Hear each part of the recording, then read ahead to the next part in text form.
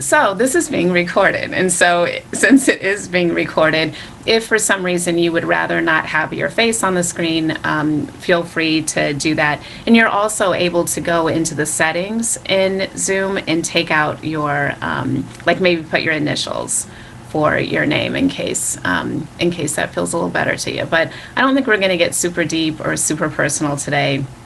Today will mainly just be kind of the fun part of psychology in my mind. So here we go. So today's topic is mindset over matter.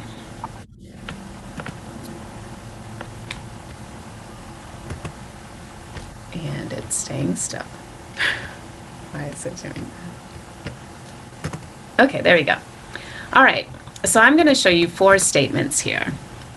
And I want you to tell me which 2 of the following statements you most believe to be true for you. I'm actually also going to scoot down the chat so that I can see what I'm showing to you. So if you are in the chat and you do want to say something, if Liz, if you can let me know if there's something that I should respond to, then that would be great. So basically, the 4 statements are: your intelligence is something very basic about you that you can't change very much. You can learn new things, but you can't really change how intelligent you are. No matter how much intelligence you have, you can always change it quite a bit. And you can always substantially change how intelligent you are. So if you look at those 4 statements, which 2 do you feel like, yeah, I think these 2 are probably the most true in terms of what you believe?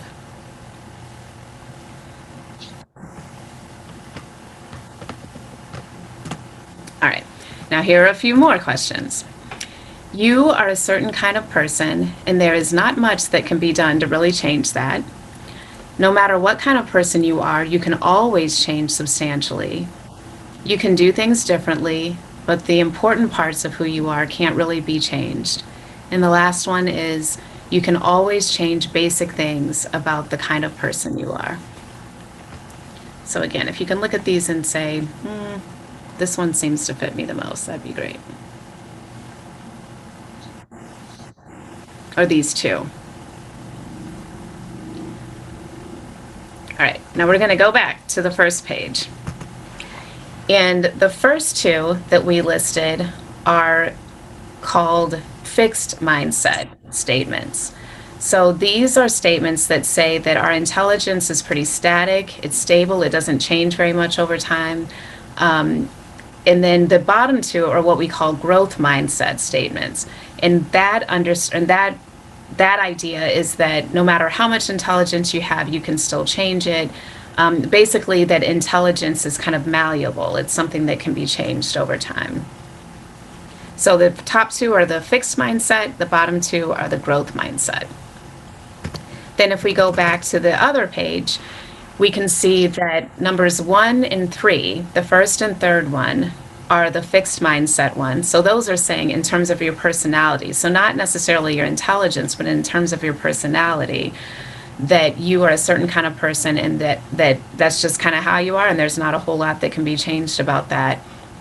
And then this second and fourth statements are that regardless of what kind of person you are, you can always change substantially, and that you can change really quite basic things about the kind of person you are, like your personality.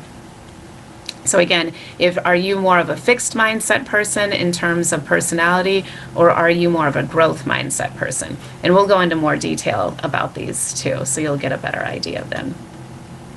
All right, so here's the issue. I don't know if you guys have noticed. However, life can be very hard, and it has been very hard lately for a lot of us.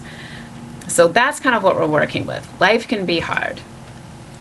We have, and I'm speaking to you in terms of you just being regular people like me and you and everyone, but also I want you to pay attention as we're talking today in terms of your professional life. So if you're a business owner, or if you're a professional, or you're just someone who has work that you work, I want you to think about yourself not only in your personal side of your life, but also in the professional side of your life. So life can be hard. We have big demands, we have big choices, we have big consequences, and generally we do not have a roadmap for how to go along this life. What's interesting though is that although life is hard, one thing that kind of makes it even more hard a lot of the time is the way that we think. So there are types of psychologists who are strong believers in cognitive behavioral therapy. But I think most of us, even ones who aren't necessarily huge believers in that, we do generally believe that the way that we think affects the way that we feel. The way that we feel affects the way that we act in the world, the things that we do, and the things that we do end up giving us the outcomes that we have in our lives. So it goes from whatever's happening in our life to the way that we think about it, the way that we feel about it, what we do based on how we feel, and what the results are. So if we can change the way that we think, that's early on in the chain, and that can make a huge difference in terms of the outcomes that we have in life, and especially the feelings that we have. So I want you to use this. So I want you to be active during today's talk. What is something that is a recent project that's been challenging for you? Something that maybe isn't the worst, or it could be the worst, but it's something that you just feel like, that's hard. This is a pretty challenging project. I just want you to kind of get that in your head. And then as we go through today, we'll think about that project. Now that can be a professional project, or that could be a personal project. It's up to you. Or you can even have both if you want to kind of use this in both scenarios. All right, so when we have something new, like a project, something that feels like a big deal, we frequently feel fear of trying something new and not succeeding, fear of being seen as incompetent or unprofessional, fear of making mistakes, and you probably are going to guess, fear of failure. So when new things come to us, we very often get kind of scared. We kind of tighten up and we feel anxious about it. We feel fear. We wish we frequently felt not fear, but instead confident. We want to feel capable. We want to feel passionate. Remember when we used to be passionate about our work and passionate about other things in our lives? We wish we felt optimistic. We wish we felt certain and sure about what it is that's happening. We want to feel smart. We want to feel smart. And we definitely want to feel successful. So we wish we felt this way. However, what we're feeling is this. We're feeling a bunch of fear, right? So how do we deal with this, and how can we get closer to where we want to feel? The solution is that we can choose a different mindset. It sounds very simple. It is simple, but it's not necessarily easy. It takes practice. So let me tell you about mindsets. There's new research, or kind of newish, like in the past 10, 15 years. So that can sometimes feel new in psychology because of how many years back we go. But there is a woman named Carol S. Dweck, Dr. Carol S. Dweck, who's a psychologist at Stanford, and she studies people's attitudes toward ability. So she's found that people believe in fixed ability that needs to be proven versus changeable ability that can be developed through learning. So basically, it's kind of what we were talking about before, the fixed mindset versus the growth mindset. The fixed mindset is that we were born this way, we were born with this amount of ability, and we need to make sure that we're behaving in that way and we're living up to our potential, but our potential was kind of set at birth, essentially. And then there's changeable ability that can be developed through learning, that we actually can change some things. So she's named these viewpoints fixed and growth mindsets. So the fixed mindset is the belief that our intelligence and other personal characteristics, like I said before, are static, stable, unchanging. The growth mindset is that we believe that our intelligence and other personal characteristics are capable of changing. They're fluid. They're able to be developed. Now, one thing that I want to let you know in the beginning here is that we might have some fixed mindset ideas about some things and growth mindset ideas about another. We may kind of adhere to we might fall in one of those two camps based on what the issue is.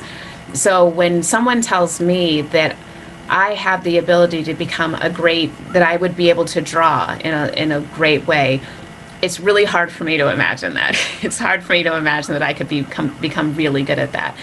So I lean a little bit more on the fixed side of that equation. However, when I think about intelligence, when I think about learning, I lean really far on the growth side of that, because I've seen how people really can change and grow in that way. So, people with a fixed mindset, and we'll talk about this in terms of intelligence for this and in terms of ability. One reason why I think this is so important to learn about is in the sake of most of us who grew up, we were taught to have a fixed mindset. I don't know about the rest of you, but when I went to school, we were tracked. So there was like the accelerated group of kids, and there were the group of kids who were in learning disability courses or who were taken in and out of the room. I remember being a child and kids going in and out of the room to get learning disability time to learn in different ways and to have individualized learning. And so what I noticed is that those kids seem to stay in those tracks from kindergarten. I'm from a small town, so we kind of kept in contact. But from kindergarten through high school, it seemed like people stayed in the same tracks. So the idea was that testing was done when children were young, intelligence testing and cognitive ability and that sort of thing. And the idea was that they were born with this ability. They either did or did not have a certain amount of ability, and once that was tested, it could be quantified, and it was pretty stable and wouldn't really change. Now, if we look back to the original, I actually studied how tests were made, and some of the original people, like Stanford and Binet, they said, we do not believe that this is true. We believe actually that intelligence can change over time. However, that has changed drastically, and we don't see very much of that now, where people say, oh yes, we think these scores can change drastically. So if you've been raised with a fixed mindset and you've been told that you are a certain level of intelligence, what you don't want is anything to prove that you're not. You don't want anything if things become too hard, it can make you feel insecure and make you wonder, oh my gosh, were they wrong all these years? What's wrong with me? Or am I going back? Am I not able to do what I used to be able to do? But you start to kind of worry about that sort of thing. You want to avoid failure, and you certainly want to avoid mistakes. I see a lot of people and work with a lot of people who have perfectionism. They have issues with perfectionism, and they say, I cannot imagine, it's kind of hard to tease them apart from that perfectionism, where I'll say, could we look into maybe being a little less perfectionist? And they're like, no, because that's what's kept me safe these years. That's what keeps me motivated. That's what keeps me secure. So a fixed mindset in terms of intelligence will say, things have to be just right. I don't want to make a mistake. I want to avoid failure at any time that it's possible. Fixed mindset has also been correlated with higher levels of depression, which makes sense if you think about it, right? Because in a way, these things are out of your control. The idea is that you just have this ability, and if it's there, that's great, but if it leaves, there's nothing you can do about that. And what we're finding too with children is that it can lead to early plateaus in achievement, because children are smart, and what they don't want is to feel like they're not smart, or like they're not intelligent, or they're not able. So they oftentimes, we see this more around middle school, where high achieving kids start to just really not do as well as they were doing. They refuse to take tests, they refuse to take their homework, to do their homework. Their grades start to drop. And part of that is that they start to feel fear that if they don't get that A+, or they don't get really high grades, then that will mean something about their innate intelligence and essentially their worth. All right, so with growth mindset, people with growth mindset are invested in putting effort into learning and development. They see failure as a useful tool to reveal where they can work harder to improve their abilities and skills. And this results in increased levels of achievement and motivation, because if you feel like working hard doesn't mean that there's something wrong with you or that you're lacking in some way, but instead it means that you're practicing and that you will get better as a result, then you're more willing to try new things. Because if you fail, it's not that big a deal. It doesn't hurt your self-esteem in the same way as if you have a fixed mindset. In our house, we have 2 children, and when they were young, I remember saying that, they're grandparents, and other people say, "Oh, they're so smart."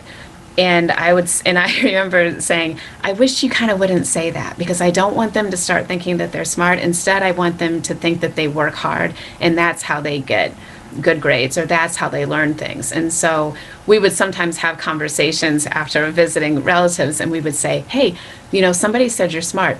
And how do you get smart?" And they would say, "Practice." Like even now, they'll say, "By practice, we get smart by practice." And because I want them to understand that trying hard is what gets you to knowing and understanding what you need to know and what you want to know. And then they can be more motivated to keep trying hard. So again, fixed mindset and growth mindset. We're going to look at these different areas. So challenges. If you have a fixed mindset and you see challenges, you think, "Ooh, I don't want to do that, because that might show that I'm not as good as I want to be perceived as." If you have the growth mindset, on the other hand, you can enjoy a challenge, because that is a chance for you to get better. It's fun. It makes things more like a game, rather than a judgment, and rather than a judgment about your worth. For the fixed mindset, when we see obstacles, we're more likely to give up easily. We're more likely to become defensive.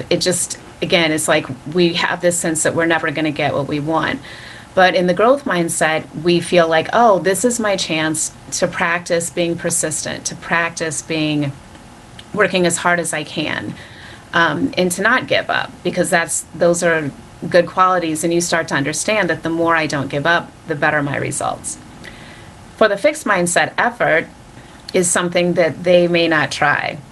They'll say, "This does not give results because, again, I just had this number of brain cells the day I was born, and so I can try as much as I want, but it's not going to make a difference." Whereas for the growth mindset, the idea is that the more that you put in effort, that is the way that we master things. Practice is what leads to really doing amazing things. Criticism for the fixed mindset is ignored, avoided. Nobody wants to be criticized because it personally hurts so much. And then for the growth mindset, criticism is something, again, you learn from. It doesn't feel bad. And then for success of others, if other people have success, that can feel like a threat. It's this idea that there's only so much to go around, and if they're doing well, then maybe I can't do that well. In the growth mindset, if someone does well, that's a motivator for us. We're excited to see somebody do that because we think, if they did it, I can too. That's inspiring. I can work hard enough to get to that spot. Benefits of growth mindset: increased motivation, increased sense of ability to accomplish goals and tasks, willingness to try new things, decreased anxiety when trying something new. Imagine that. Think of the millions of times that you've tried something, or you've thought about trying something, or you kind of wanted to try something, but you thought you initially get that tightened up feeling that, I don't know if I should try that, because what if that doesn't work out? And you get a nice separation of self-worth from achievement. So I'll say that again. You don't believe that your achievement is the same thing as your self-worth. You keep those two separated. And you also have increased optimism for the future and increased enjoyment of the learning process, because learning can actually be fun. So how do you use growth mindset personally? How do we do this? So, okay, Janelle, great, you're telling us to do these things, but how do we do it? How do we switch? If we are having a fixed mindset about something that it's not helping us to have that, how do we move over to a growth mindset? And essentially, excuse me, it's the way that you talk to yourself. So you want to be your own coach. A lot of times we hear about reparenting ourselves. Therapy can be used as that, as a way to to do the things that you weren't able to do when you were growing up, or your caretakers weren't able to give to you. So we have a chance now as adults to say, oh, there's a hole here, let me fill that in, or let me beef up this area where I'm a little bit weaker. So we change our self-talk. So instead of saying things like, I can't do this, we say things like, I can't do this yet. Yet is another huge word in our house, because if someone ever does make these statements, it's super easy to add on yet, even though we should not end in a preposition. But still, instead of saying, I cannot yet do this, we just say, I can't do this yet. Right? And that yet can make the other person feel like, oh, I forgot. I have time to learn this. I'm allowed to learn. I'm allowed to give myself time to learn. Here's my example. I'm not talented at drawing. However, I guess I could find ways to learn to draw. I've seen these amazing things on TV where people can actually teach you how to draw. So, I can be open to that there is a possibility. This is too hard would be a fixed mindset way of saying something. Another way of looking at it through the growth mindset lens is, what techniques can I learn to do this? The idea is that you can learn and you can do things based on your learning. If I try this, I might fail, or if I fail, I'll learn valuable lessons to use later. That's okay. That's how we learn. Now here's a tricky one. I'm great at this. This is similar to the I'm smart, right? It's better for your self-esteem to say, I've put effort into this and it's paid off. It gives you more of a sense of control over what's happening, and it's actually really quite true, usually. Again, we suggest that we praise children for their effort rather than their innate ability, because of how it can really be somewhat damaging to them as they grow up if they do have that idea that they can't change. It can be damaging on either side. If they're doing really well, that's damaging if they don't do well and think that it has something to do with their innate ability.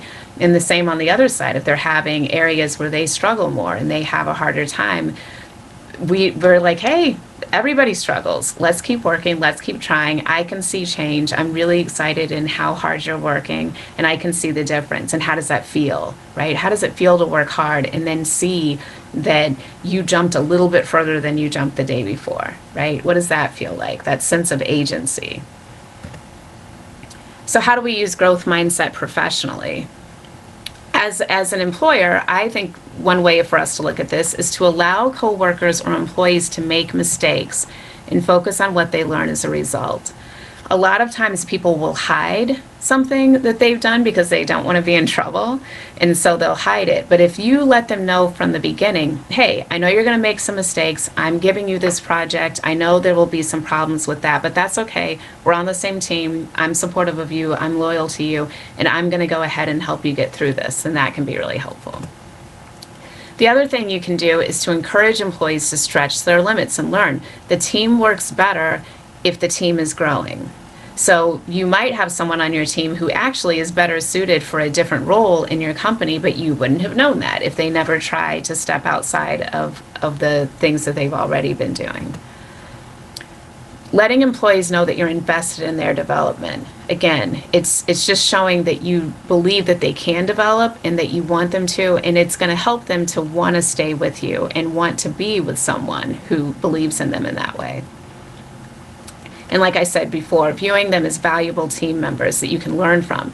Having this idea that just because you're the boss, or just because you're the person who's running things, or you're a manager, you can still learn a lot from someone who is being bossed by you. I don't know how to say that in a different way. Another way is for all of us is to try to be open to feedback. Easier said than done if you have a fixed mindset. If you have a growth mindset, you're excited about it. You're coachable. You're like, yes, I want to know. Tell me what I did and tell me how I can get better, and use it to grow and develop. And encourage coworkers to share alternative viewpoints rather than just agreeing with the higher-ups. We don't want a bunch of yes men or yes women that are working with us. We want people who are able to say, I don't know, I don't agree with that. Groupthink can happen where everyone just sort of goes along with what someone else said because they said it confidently, and we can have problems as a result of that. Just wanted to add a few quotes in there because I love a good quote. So Natalie Goldberg, I don't know, she's a writer and has written, she writes about writing, and she wrote a book called Writing Down the Bones, or something with the bones. I've forgotten right now, but it's a really good book. And she says, "You will succeed if you are fearless of failure." And I love that. If you can imagine failure no longer being something that could hold you back or something that you would want to avoid, just imagine what kinds of risks you would take. Safe risks, but imagine what kinds of exciting things you could try. Liz mentioned before that I work with people and help them to achieve their unachievable goals. So they'll say, oh, this is something I'd like to meet with people and say, what would you do? Like, if you could just really do anything, what would you do? And they say, well, this is crazy and this could never happen, but I would like to do that. And then that's part of what we do. We work to see how close can we get to that, or how quickly can we get to that? Because what if it were achievable? What if we imagined that failure, even if it did happen, it would be okay, and it still would get us closer to where we want to be. Okay, now I want you to think again of the project that you were asked to think about earlier. What is one small way, a tiny way? I believe in incrementalism, not trying to change your whole life. Let's just do an teensy teensy little bitty thing that's moving in the direction of growth mindset today. So what can you implement in terms of growth mindset today to make progress on that goal? And to make progress on that goal with a different emotion and a different energy and a different feeling connected with it. Okay, so that's pretty much it. I do want to thank you for attending today's session. We are going to have a question and answer afterwards, so I don't want you to, I like to have lots of time for that because that's where the good stuff happens, is in the Q&A. We can talk, we can discuss things, we can see how this works for other people and how it doesn't work. But since you took the time to spend a little time with me today, I would like to give back to you. This book, Carol S. Dweck's Mindset, The New Psychology of Success, is fantastic. And it's inspiring, it's exciting, and the ideas of what can be done when you actually do try to implement more of a growth mindset into your life are incredible. So if you would be willing to fill out our survey, if you go to truenorthlex.com, actually, that's not the right, don't go there. I'll put the I'll put the correct link. I'm glad I said it out loud. I'll put the correct link in the chat. But anyway, if you sign up for this will not add you to our email list. If you want to join our email list, you can, but this won't automatically add you. All it does is basically give me feedback so that I can have a growth mindset and I can learn how to present better and how to be more helpful to you. But I'll be giving out 2 books for people who have attended this session and who do fill out the feedback form for you. And then I'll only be in contact with you if you ask me to, or if you want the book. Another good quote, I'd rather regret the risks that didn't work out than the chances I didn't take at all. And that's from Simone Biles, the gymnast. All right. The very last thing, what is one growth mindset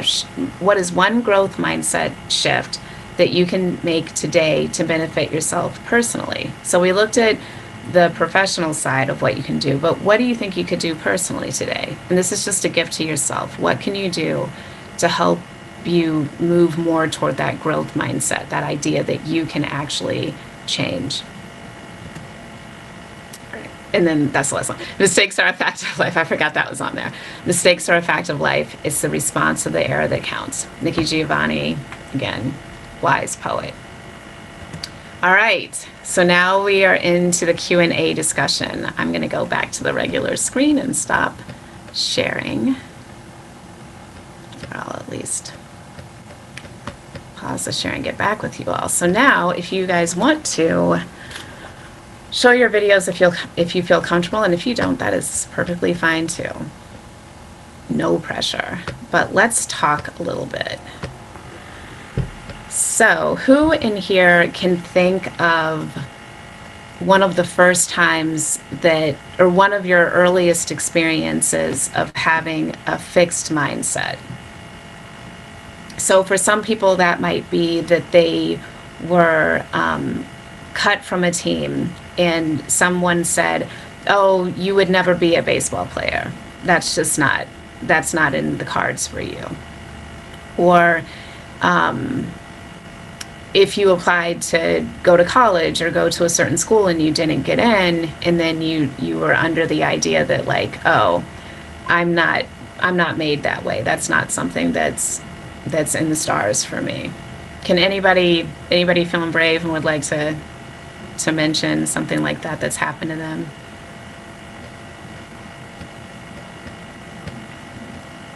And if you don't want to do your video, that's fine too. You can just speak.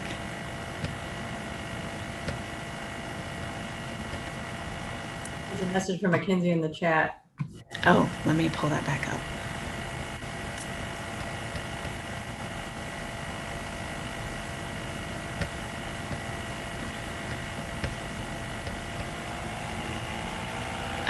Oh my gosh. Okay, yeah. So Mackenzie heard, don't stress too much. Don't stress too much. Math is a little harder for girls. I heard that too. You are not the only one who heard that. And living in a family of engineering men, that they didn't necessarily say that, but I definitely got that message that math was for boys, or some girls did it and some girls did it well, but it seemed like it was more of a boy thing. And so imagine if you didn't have that, can you imagine if nobody had ever said that, what kind of relationship could you have with math right now? I know I get anxious when I'm just making change, right? I can just feel like, if I'm at a restaurant and I need to like break something or make change, I can feel like, whew, I just need to breathe. I just need to breathe and I can do this. But what if someone had said, oh yeah, you definitely have the ability. If you try, if you put any kind of effort into this, you would be really good at this. Wonderful. Stephanie, that's so good to hear. So Stephanie's saying that she's been fortunate to grow up with parents that had a growth mindset. That is amazing. That is amazing. I think you are one of few, because I don't think a lot of us did grow up that way. Or they might have had a growth mindset in some ideas or in some realms, but not in other realms. So just this general idea that you can kind of do whatever you want, or you can keep trying, you have the ability, might not have been shared with us as kids. Caroline said, or Carolyn or Caroline, I never know. I really noticed it when my kids started beating themselves up about not being able to do that. Yes, and that hurts. When you see that in your kids, that hurts. We did a thing where they would be crying. When the kids were really little, they would be crying around math or crying around some sort of school project. And I would say, okay, that means, how you're feeling right now? That means probably in about 5 minutes or 10 minutes, you're going to be laughing. And you know how good that feels when you're still kind of crying, but you're like, because then you got it. So why don't we just kind of skip the crying part? why don't we just, because how many times have we done this? 5 times, 10 times. We would keep track. How many times has it been that you thought you couldn't do it and you were so stressed out that other kids are getting it quicker? But now you're getting it and you get that good feeling. So that means your brain's working really well, and that means you're working really well. You're trying and you're able to do this. And now my older son was able to teach my younger son that. He was, we were able to say, about how many minutes do you think it'll take him? Oh, probably like 5-10 minutes. Okay, let's watch the clock, do your best, and let's see. And sometimes it was 2 days, and sometimes it was 3 minutes, right? But the idea is that you kept trying and you got there. I love that. Someone said, Stephanie says, I was told several years ago that I'm not the type of girl who would or could ride a motorcycle. Really? I have been riding for 30, look at you. So she's been riding for 3 years now, and she is 50. Thank you very much. That is impressive. I love that. Anyone else? These are really good.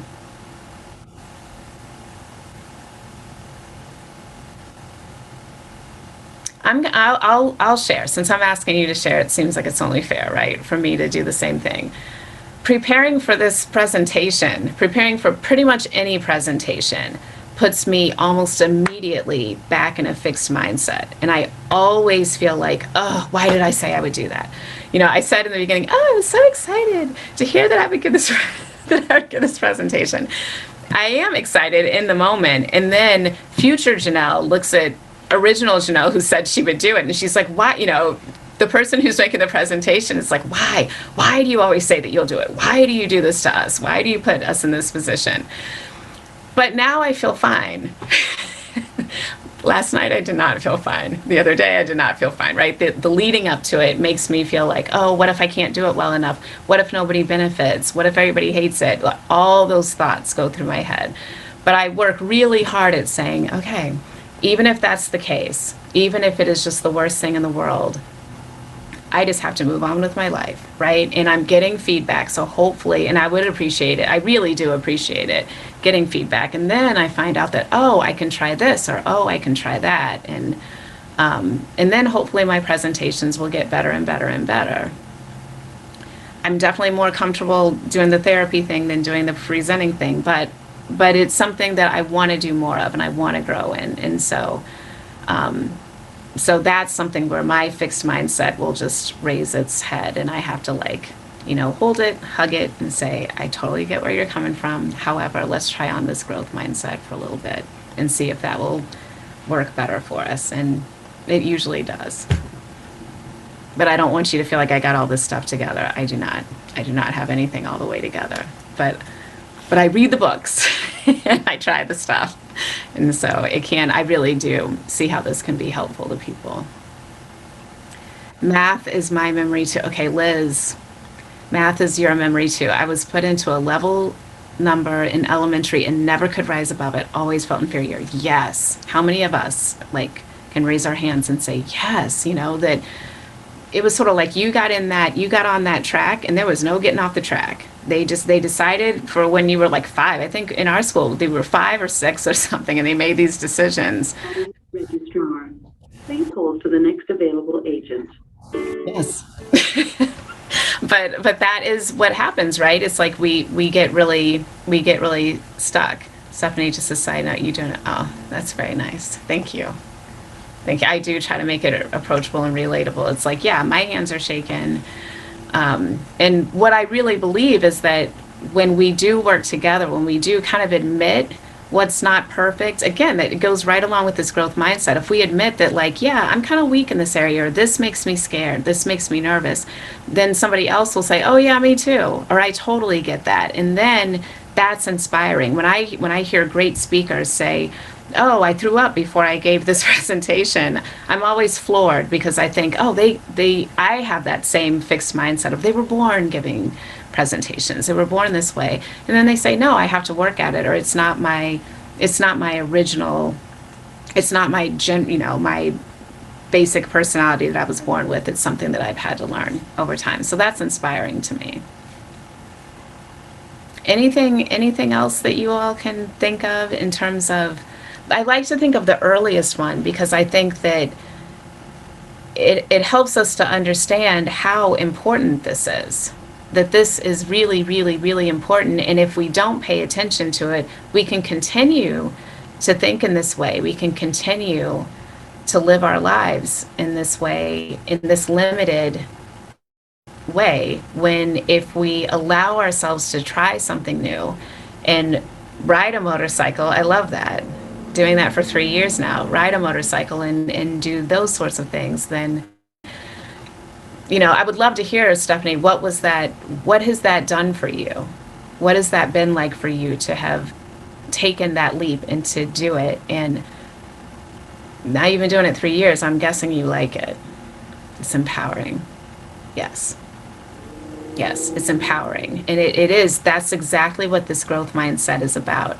It helps us to know that we can do things. We can make a difference in our lives and in the lives of other people. It could be scary and it can be uncomfortable at times, but we can do it. And then the benefits of that, the reward that we get from doing that is well worth the fear or the difficulty of working through those feelings to be able to do it.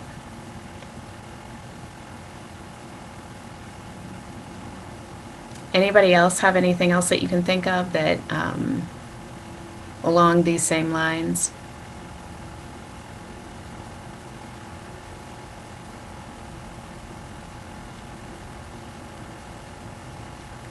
Okay.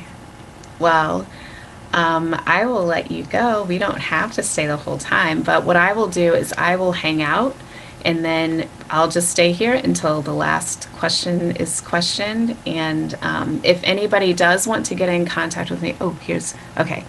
She also said, I didn't let fear stop me. A 600-pound bike, my heavens. I didn't know they were that heavy. A 600-pound bike can be very intimidating. My belief is women should not let fear stop them. Beautiful. Thank you, Stephanie. I really like that. And I completely agree. Thank you. All right, well, I will hang out here for a while. Let me, I'll go ahead and in the chat put my, I'll put my information. And oh, I also didn't put the link. Liz, do you have the link? Because now I can't remember what the link was. Let me find it and see if I can put it in the chat. I think it's -Lex. It's commerce-Lex. I think feedback, but I can't remember, so I won't go all the way there. But that's the beginning of it.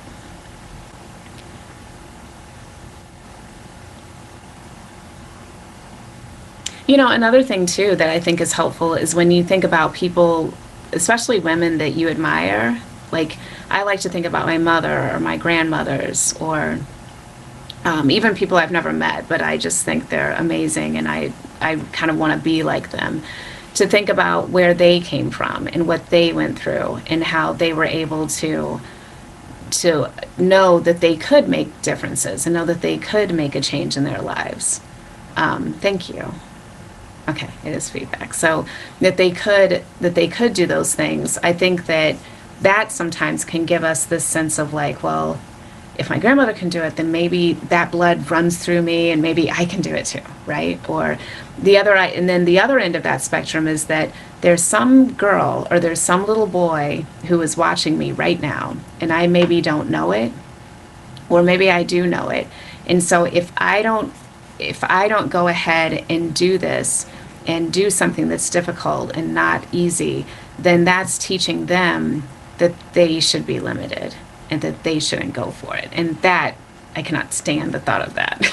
And so that sometimes makes me do things I don't want to do. Actually, for this speech, I remember telling my children, I was like, yeah, I'm feeling kind of anxious because I need to give a presentation tomorrow. And I talked about what that's like for me and how I have to kind of work through that. And then we were able to have a conversation, like, what are the things that you still have a hard time doing? Even though you've done it before and people say it's fine, what are things that you still feel kind of anxious about, but you've been able to feel that feeling and still acknowledge it and say that you think it's a good idea to go ahead and do it still. And so it was a really good conversation and a good way for me to procrastinate. Right?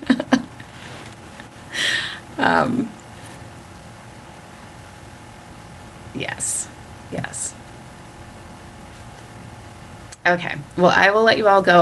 Like I said, I will be here. So if you guys want to head out, that's fine. But I'll be here if anybody has any questions. And our website is truenorthlex.com, and you can definitely contact me there. And I'd be happy to see any of you or talk with any of you. But thank you so much. Thanks so much, Janelle. Thank you, Liz. We all needed to hear it, and I feel a little empowered now. Do you? Wonderful. Wonderful. Me too. I'm glad it's over. Yeah. It's time for some ice cream.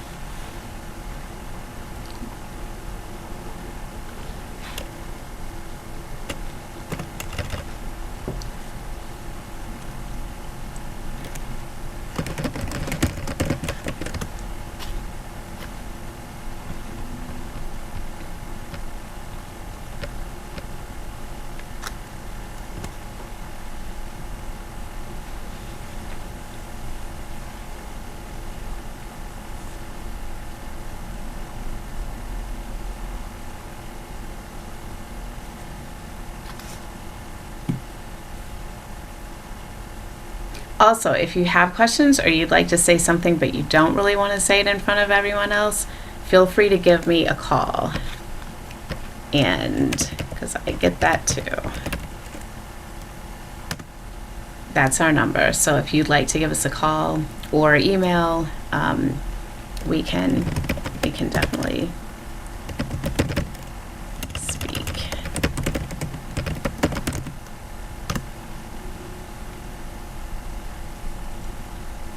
Good. Nicole said that'll help with your son. Excellent. It's wonderful for kids. You'll see a lot of growth mindset. Now that you've heard me say it, you'll see it everywhere. But they have a lot of it for kids. And I'm so excited about that because I think if we can get kids learning about this early on, it can change the trajectory of their education for the rest of their lives. Yes, amen is right. It's huge.